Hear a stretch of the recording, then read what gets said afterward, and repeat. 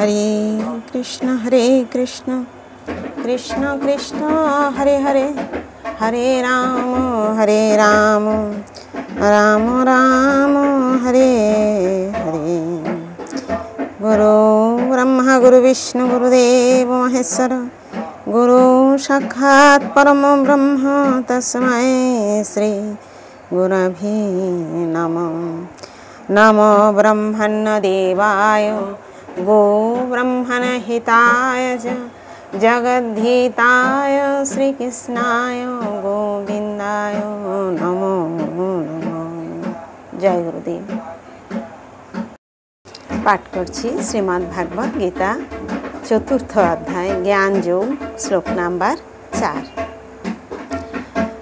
अर्जुन उवाच अपरं भवतो जन्म परं जन्म विवसत कथमेतद् विजानीयां तमादौ प्रोक्तवानिति।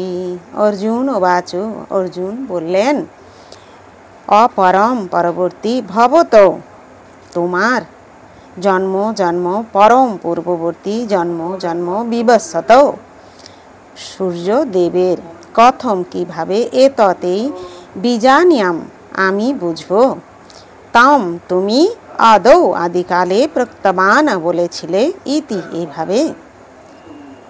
অনুবাদ। অর্জুন বললেন, সূর্যদেব বিবস্বানের জন্ম হয়েছিল তোমার অনেক পূর্বে।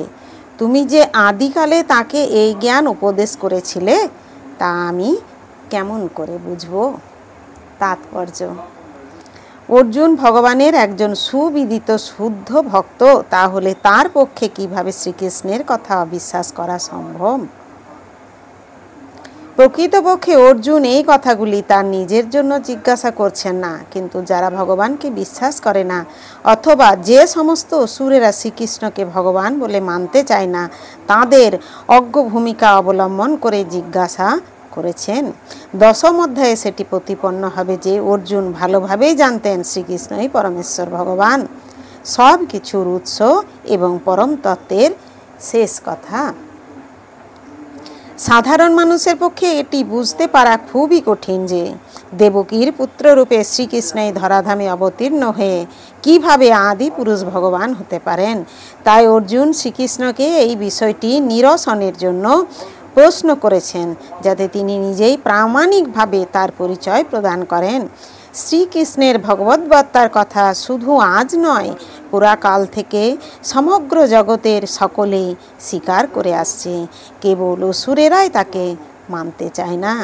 যে যাই হোক, শ্রীকৃষ্ণ যেহেতু সর্বজনগ্রাহ্য প্রামাণ্য উৎস, তাই অর্জুন এই প্রশ্নটি তার কাছেই উত্থাপন করেছিলেন, যাতে তিনি তার সম্বন্ধে অসুরদের এবং কেবল তাদের অনুগামীদের বোধগম্য বিকৃত ব্যাখ্যা বর্জনপূর্বক যথার্থ ব্যাখ্যা প্রদান করেন। প্রত্যেকেরই নিজেদের স্বার্থে শ্রীকৃষ্ণের সম্বন্ধে প্রকৃত তত্ত্ববিজ্ঞান জানা অত্যন্ত প্রয়োজন।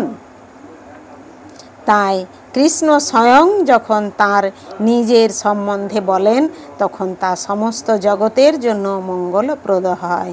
ভগবান শ্রীকৃষ্ণের দ্বারা বর্ণিত এই তত্ত্বজ্ঞান অসুরদের কাছে উদ্ভট বলে মনে হতে পারে, কারণ তারা সবসময় শ্রীকৃষ্ণকে তাদের নিজস্ব দৃষ্টিভঙ্গির পরিপ্রেক্ষিতে বিচার করতে চায়।